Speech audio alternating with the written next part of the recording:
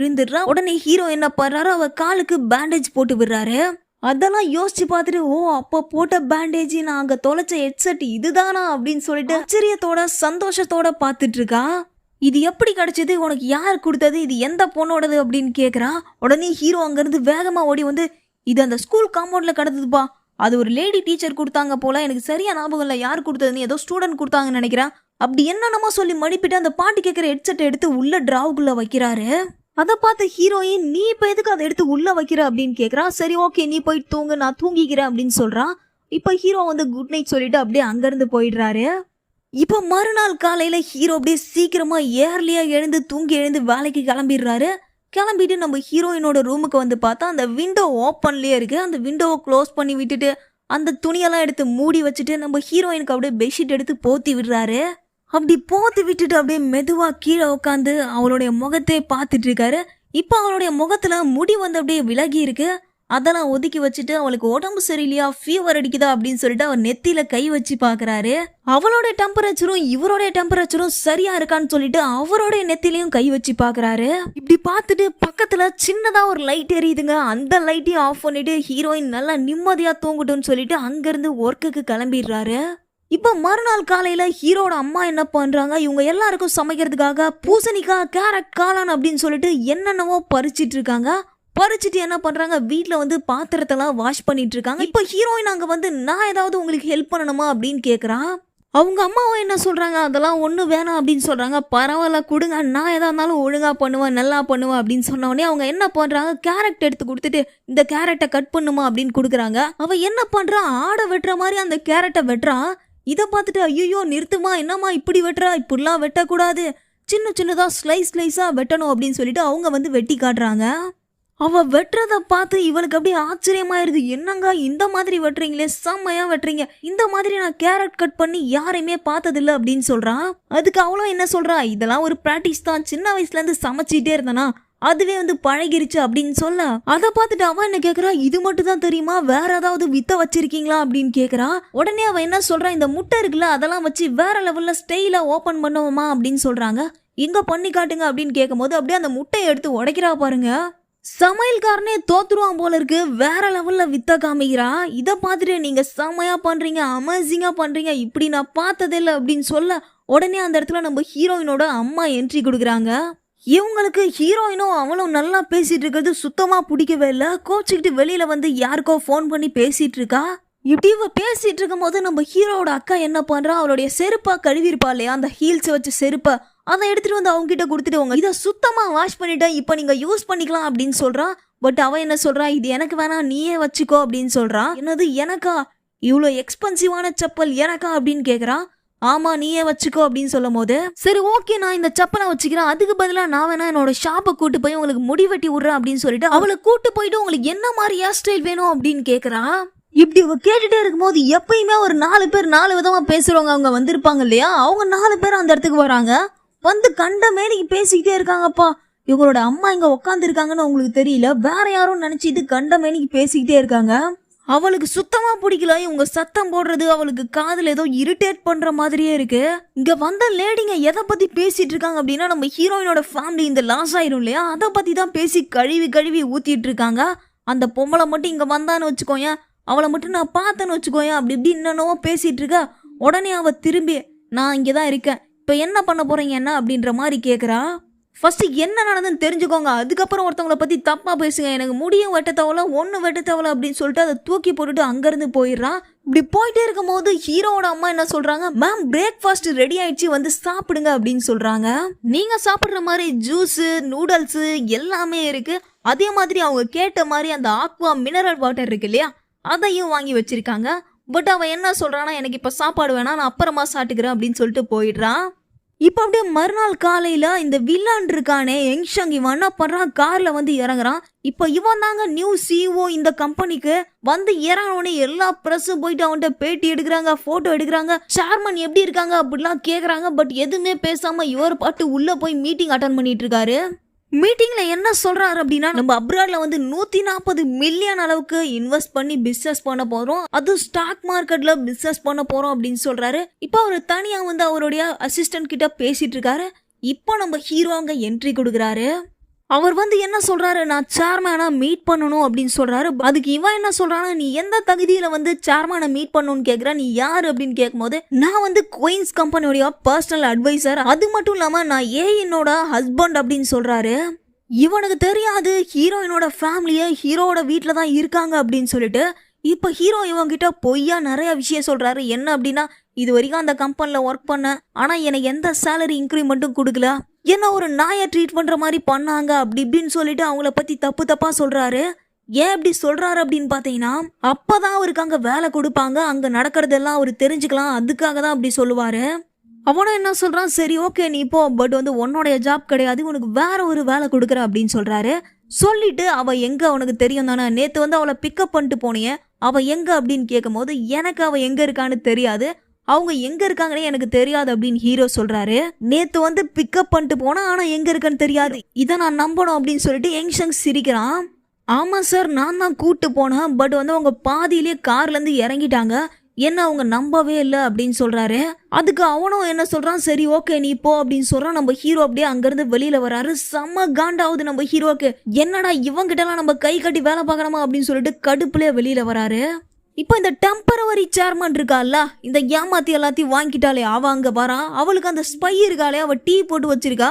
அவன் வந்து உட்காந்து அந்த டீயை குடிக்கும் போது, மேம் உங்க ட்ரெஸ் நல்லா இருக்கு, நீங்க நல்லா இருக்கு, உங்க மூக்கு நல்லா இருக்கு, உங்க வாய் நல்லா இருக்கு, அது நல்லா இருக்கு, இது நல்லா இருக்குன்னு ஓவரா புகழ்ந்து தளரா. அதுக்கு அவன் என்ன சொல்றான், சரி சரி நிறுத்து, உனக்கு என்ன வேணும், என்ன வேலை ஆகணும்னு சொல்லு, அதை மட்டும் சொல்லு அப்படின்னு சொல்றான். இப்போ அப்படியே சீனை கட் பண்ணா, இவன் இந்த யங்ஷங் இருக்கான்ல, அவன்கிட்ட போய் பேசிட்டு இருக்கா. அவன்கிட்டயும் இதே பிட்ட போடுறான், உன் சட்டை நல்லா இருக்கு, மூக்கு நல்லா இருக்கு, வாய் நல்லா இருக்குன்னு சொல்றான். பட் அவன் என்ன சொல்றான், அதுக்கு ரொம்ப தேங்க்ஸ் அப்படின்னு சொல்ல உடனே இவ ஈனாவ பல்ல காமிச்சு இழிச்சிட்டு இருக்கா. இப்போ சீனை கட் பண்ணா நம்ம ஹீரோ என்ன பண்றாரு, ஒருத்தவனை போய் தேடி கண்டுபிடிக்கிறாரு. இவன் யார் அப்படின்னு பாத்தீங்கன்னா, இவன்ட்டு ஒரு பென்ட்ரைவ் கொடுத்து அதுல இருந்து ஃபுட்டேஜ் எடுத்து கொடுக்க சொல்லியிருப்பாரு. பட் இவன் கடையை காலி பண்ணிட்டு அங்கிருந்து ஓடிடுவான். அவனை தான் கண்டுபிடிச்சு அதுல இருக்க ஃபுட்டேஜை வாங்குறாரு. அதுல என்ன இருக்கு அப்படின்னு பாத்தீங்கன்னா, ஹீரோயினோட தம்பி இருப்பாருல, அவரோட பொண்டாட்டியா ஒருத்தி நடிச்சிட்டு இருப்பாளே, அவ தான் வந்து அந்த இடத்துல என்னென்னவோ பண்ணிட்டு இருக்கா, அவ தான் ஃப்ராடு பண்ணிருக்கா அப்படின்னு சொல்லிட்டு அந்த ஃபுட்டேஜ்ல தெளிவா தெரியுது. இன்னொரு பக்கம் அவ சொன்ன எல்லாமே போய், அவளுக்கு அப்பா இருக்காங்கன்னு சொன்னது போய், அம்மா இருக்காங்கன்னு சொன்னது போய், அவ சொன்னது எல்லாமே பொய் அப்படின்னு தெரிஞ்சு இங்க ஹீரோயினோட தம்பி இருக்காருல்ல, அவர் உட்காந்து அழுதுட்டு இருக்காரு. அவருடைய குழந்தையோட போட்டோவும் பார்த்துட்டு அழுதுட்டு இருக்காரு. இப்ப அப்படியே அவங்க சின்ன வயசுல நடந்ததெல்லாம் காமிக்கிறாங்க. அந்த பொண்ணு எதுக்காக இவன் கூட பழகிருப்பா அப்படின்னு பாத்தீங்கன்னா, அவங்கிட்ட இருக்க பொருளெல்லாம் வாங்குறதுக்காக மட்டும்தான். ஒரு நாள் அவன் என்ன பண்றான், அவனுடைய பேக்ல ஒரு கீ செயினை மாட்டிட்டு ஸ்கூலுக்கு போயிட்டு ரிட்டர்ன் வரான். இப்போ அந்த பொண்ணு அங்க வரா, இவன் மாட்டிட்டு வந்த அந்த கீ செயினை அவனோட பேக்ல மாட்டிட்டு போயிடுறா. அதுக்கப்புறம் நெக்ஸ்ட் அவனை எங்க மீட் பண்றான் அப்படின்னு பாத்தீங்கன்னா, ஹீரோவும் ஹீரோயினும் கல்யாணம் பண்ணிக்கிறாங்க. அந்த இடத்துல தான் மீட் பண்றான், அதாவது அவங்களுடைய வெட்டிங்ல தான் மீட் பண்றான். அப்ப கூட அவன் என்ன பண்றான், இவளை நோக்கி நடந்து வரான். இவகிட்ட வந்து பேச போறான் அப்படின்னு நினைக்கிறான். பட் வந்து இவங்கிட்ட பேசல, பக்கத்துல இருக்க ஒரு ஆள் கிட்ட பேசுறா. எப்படியாவது பிளான் பண்ணி இவன்கிட்ட பேசி ஆகணும், இவனை கவுத்தே ஆகணும் அப்படின்னு சொல்லிட்டு இவனும் அவளும் ஒரு ரெஸ்டாரண்ட்ல மீட் பண்றாங்க. மீட் பண்ணி ஃபர்ஸ்ட் அந்த பொண்ணு தான் என் பேர் சியான் அப்படின்னு சொல்றான். இப்பதான் அவனுக்கு புரிய வருது, சின்ன வயசுல ஒரு பொண்ணு நம்மகிட்ட வந்து பேசுவாளே, அந்த பொண்ணு இந்த பொண்ணு தான் அப்படின்னு. இதை எல்லாத்தையும் நினைச்சு பார்த்து இப்ப தனியா உட்காந்து அழுதுட்டு இருக்கான். இப்ப அந்த இடத்துல ஹீரோயின் என்ட்ரி கொடுக்குறா. ஏன் வந்து என்ன கேக்குறானா, எதுக்கு அழுதுட்டு இருக்க, என்ன பிரச்சனைன்னு கேக்குறா. அதுக்கு இவன் என்ன சொல்றானா, நான் எங்க போய் அவளை தேடுவான், அவன் என்னை விட்டுட்டு போயிட்டா, அவ இல்லாம என்னால இருக்க முடியாது அப்படின்னு சொல்லி அழுகிறான். இவ அழுகிறத பார்த்து இவனுக்கு இப்படிலாம் அழுக வருமா அப்படின்னு சொல்லிட்டு ஹீரோயின் பார்த்துட்டு இருக்கா. இவனுக்கு வந்து ரொம்ப கில்ட்டியா ஃபீல் ஆகுது. என்கிட்ட பொய் சொல்லிட்டா, என்னை ஏமாத்திட்டா, என்னை யூஸ் பண்ணிக்கிட்டா, என்னை இந்த மாதிரி தனியா விட்டுட்டு போயிட்டா, அவளுக்கு பணம் தான் முக்கியம் அப்படின்னா என்கிட்ட சொல்லியிருந்தா அந்த பணத்தை நான் கொடுத்துருப்பல, அதுக்காக எதுக்கு என்னுடைய காதலை அசிங்கப்படுத்தணும் அப்படின்னு கேட்டு அழுதுகிட்டே இருக்கான். அவன் அழுகிறத பார்த்தா எனக்கு ரொம்ப கஷ்டமா தான் இருக்கு. பட் அவளால எதுவுமே பண்ண முடியாது, அவளோட வாழ்க்கையே கேள்விக்குறியாதான் இருக்கு. சீனை கட் பண்ணா இந்த சியோல் என்ன பண்றா, ஏசி ரூம்ல ஜாலியா உட்காந்து போன் நோண்டிட்டு இருக்காங்க. அவ பக்கத்துல இருக்க குழந்தை இருக்கு இல்லையா, இது இவனுக்கும் அவளுக்கும் பிறந்த குழந்தை தான். அந்த குழந்தை அழுதுட்டு இருக்கு. உடனே வந்து இவன் என்ன பண்றா, பக்கத்துல இருந்து ஒரு டாய் எடுத்து அவள்கிட்ட கொடுக்குறா. ஏன்னா அந்த டாய் வந்து அவனோட அப்பா தான் அவனுக்கு கொடுத்துருப்பான். இது உன்னோட ஃபேவரட் ஒன் மறந்துட்டியான்னு அந்த குழந்தைகிட்ட கேட்க, அந்த குழந்தை அதை வாங்கி வச்சுட்டு அமைதியா இருக்கு. இப்போ ஹீரோவும் அவருடைய ஃப்ரெண்டும் கார்ல உட்காந்துருக்காங்க. நெக்ஸ்ட் என்ன பண்றதுன்னே தெரியல, என்னடா பண்ணலாம் அப்படின்னு கேக்குறாரு. அதுக்கு இவர் என்ன சொல்றாருன்னா, யங்ஷங் இருக்கான்ல, அவன் வந்து ப்ராப்பரா லீகலா எதையுமே வந்து வாங்கல, அதனால நம்ம என்ன பண்ணலாம், எல்லா ப்ரூஃபையும் கலெக்ட் பண்ணலாம், அதுவும் இங்க இருந்தே கலெக்ட் பண்ணலாம்னு சொல்றாரு. இவனுங்க அப்படியே பேசிட்டு இருக்க சீனை கட் பண்ணா 2 பேர். இவனுங்க யாருன்னு தெரியுமா? ஹெங்ஷங் இருக்கானுங்கல்ல, அவனுங்களோட அசிஸ்டண்ட். நம்ம ஹீரோயின் எங்க தங்கியிருக்கா, எங்க இருக்கான்னு சொல்லிட்டு எல்லார்கிட்டயும் போய் விசாரிச்சுட்டு இருக்காங்க. விசாரிச்சுட்டு எல்லா டீட்டெயிலும் போயிட்டு அவங்கிட்ட யங்ஷங் இருக்கான் இல்லையா, அவங்கிட்ட சொல்லிட்டு இருக்கான்.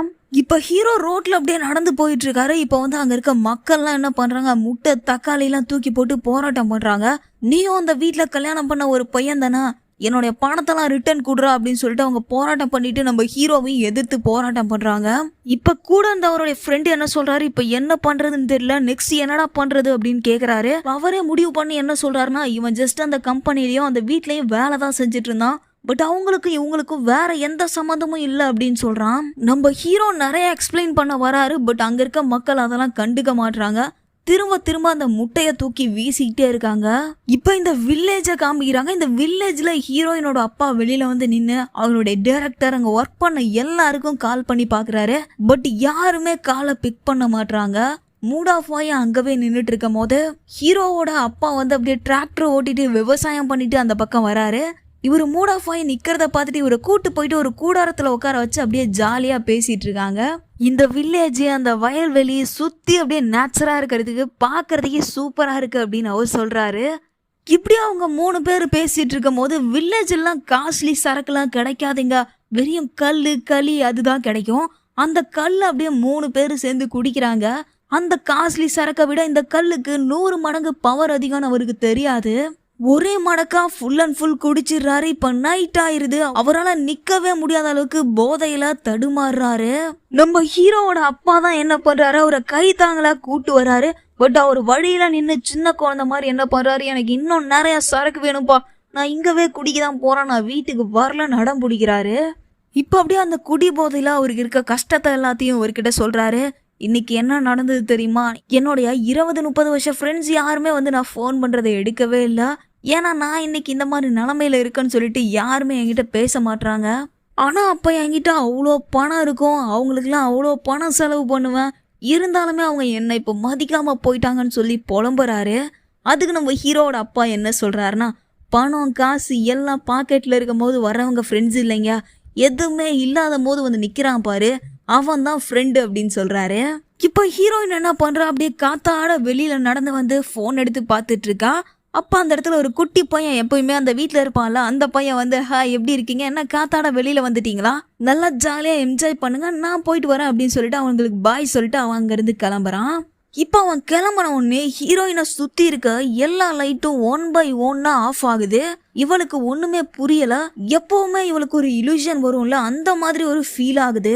அப்படியே கண் விழிச்சு பார்த்தா ஹீரோயின் வீட்டுல படுத்திருக்கா. ஹீரோயினை சுத்தி ஹீரோவோட ஃபேமிலி, ஹீரோயினோட ஃபேமிலி எல்லாரும் உட்காந்து, ஹே நீ ஓகே தானே, இந்த தண்ணி குடி, இந்த எழுந்து உட்காரு, நான் பாத்துக்கிறேன், காலை பிடிக்கிறேன், கையை பிடிக்கிறேன் அப்படின்னு எல்லாம் ஹெல்ப் பண்றாங்க.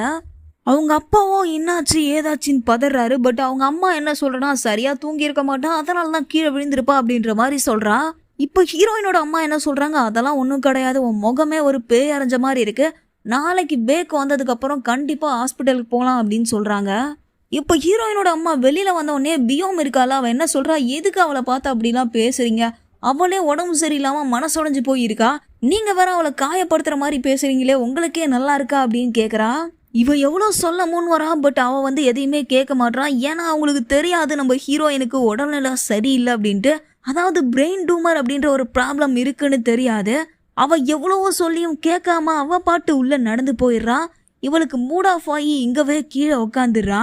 இப்ப ஹீரோக்கு ஹீரோயின் இந்த மாதிரி கீழே விழுந்துட்டான்ற தகவல் தெரிஞ்ச உடனே வேகமா வந்து காரை விட்டுட்டு குடு குடுன்னு இறங்கி வீட்டுக்குள்ள ஓடுறாரு.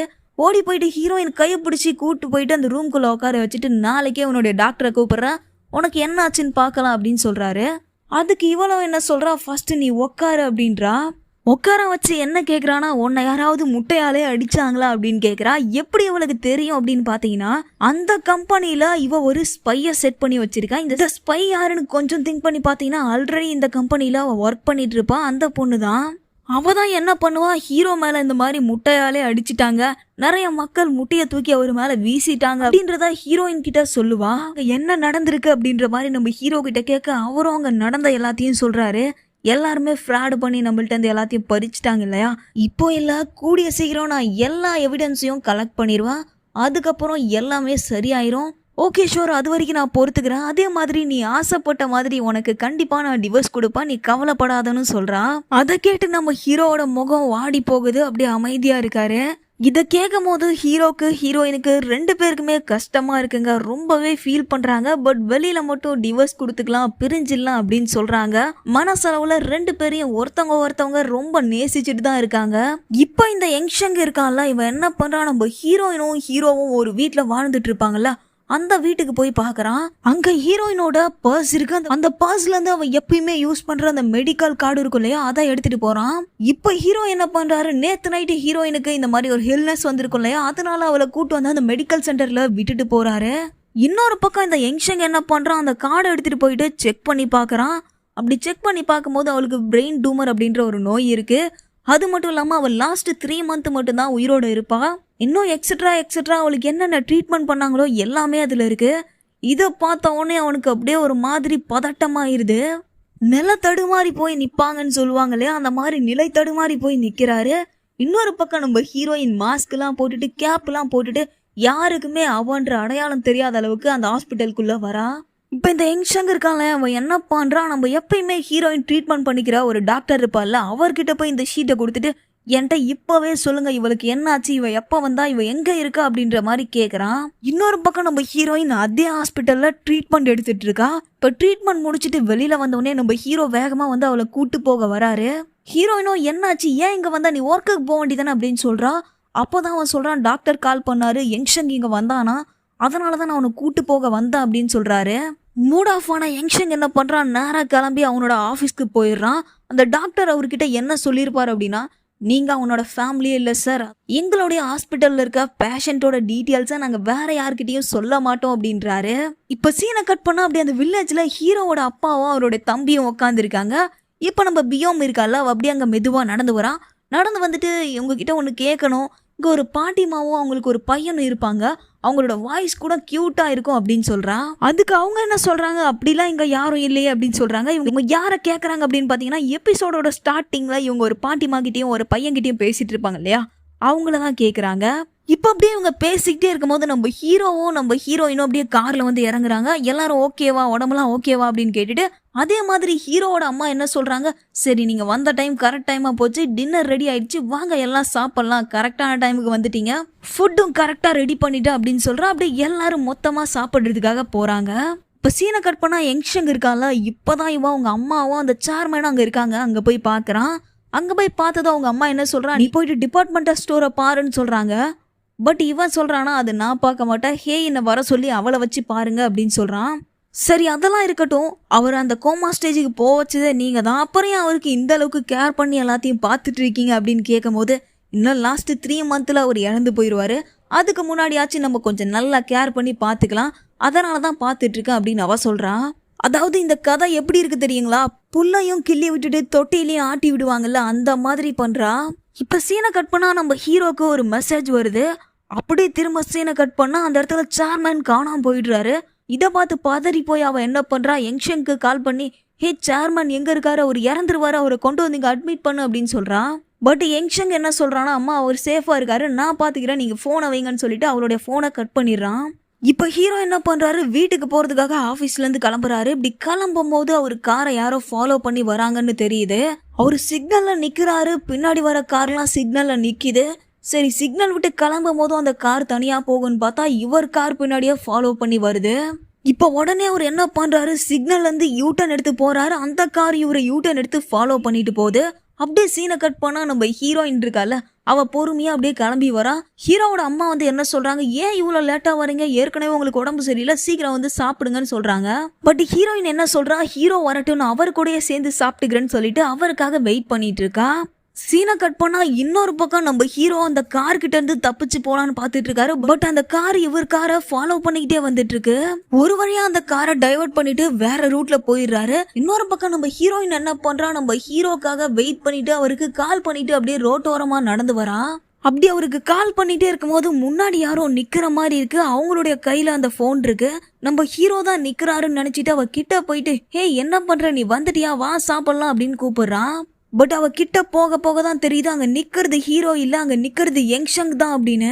இப்பதான் ஹீரோக்கு என்ன நடந்தது அப்படின்னு காமிக்கிறாங்க. அவர் காரை இன்னொரு காரு வழி மறைச்சு நிறுத்துது. அந்த கார்ல இருந்து யார் இறங்கி வராங்க அப்படின்னு பாத்தீங்கன்னா பியோம் ஷியோங் அப்படின்னு ஒருத்தன் இறங்கி வரான். இறங்கி வந்த உடனே இவங்க 2 பேரும் லீகலா டீலிங் பேசுறாங்க. பட் அவன் இவங்களை ஏமாத்தி வர வச்சிருப்பான். இவன் ஆல்ரெடி யங்ஷங்கோட ஆள் அப்படின்னு சொல்லிட்டு நம்ம ஹீரோக்கு தெரியாது. இப்ப அவன் கார்ல இருந்து நிறைய அடியாளுங்க இறங்கி நம்ம ஹீரோவை அடிக்கிறாங்க. ஒரு பக்கம் நம்ம ஹீரோவும் இவங்களும் ஃபைட் பண்ணிட்டே இருக்காங்க. இன்னொரு பக்கம் யங்ஷங் இருக்கான் இல்லையா, அவன் போய் ஹீரோயின் முன்னாடி நிக்கிறான். ஹீரோயினுக்கும் ஒன்னும் புரியல. பேக்கு என்னாச்சோ ஏதாச்சோன்னு சொல்லி பதறி போயிருக்கா. ஒரு பக்கம் நம்ம ஹீரோ, இன்னொரு பக்கம் இந்த யங்ஷங். இப்ப ஹீரோயினுக்கு என்ன ஆகுமோன்னு தெரியல. அப்படியே இந்த எபிசோட முடிச்சிடுறாங்க. நெக்ஸ்ட் எபிசோட்ல ஹீரோ இவங்க கிட்ட இருந்து தப்பிச்சு வராரா, இல்ல யங்ஷங் நம்ம ஹீரோயினை தூக்கிட்டு போறானா, இல்ல என்ன நடக்கும் அப்படின்றத பார்க்கலாம். அப்படியே இந்த எபிசோட முடிச்சிடுறாங்க. இந்த எபிசோடு உங்க எல்லாருக்குமே ரொம்ப பிடிச்சிருக்கும் அப்படின்னு நினைக்கிறேன். பர்சனலாவே எனக்கு இந்த ஸ்டோரி ரொம்பவே பிடிச்சிருக்கு. உங்களுக்கும் பிடிச்சுன்னா மறக்காம கமெண்ட்ல சொல்லுங்க. நிறைய பேர் வீடியோ பார்த்துட்டு இருக்கீங்க, பட் யாருமே பிடிச்சிருக்கா இல்லையா அப்படின்னு சொல்லிட்டு கமெண்ட் பண்றதே இல்லை. நீங்க கமெண்ட் பண்ணா மட்டும்தான் எனக்கு தெரியும். சோ உங்களுக்கு பிடிச்சிருக்கா இல்லையான்னு சொல்லிட்டு கமெண்ட் பண்ணிருங்க. நெக்ஸ்ட் எபிசோட பார்க்கணும் அப்படின்னா வீடியோட டிஸ்கிரிப்ஷன்லயும் ஃபர்ஸ்ட் கமெண்ட்லயும் லிங்க் கொடுத்துருக்கேன், பார்த்து என்ஜாய் பண்ணுங்க.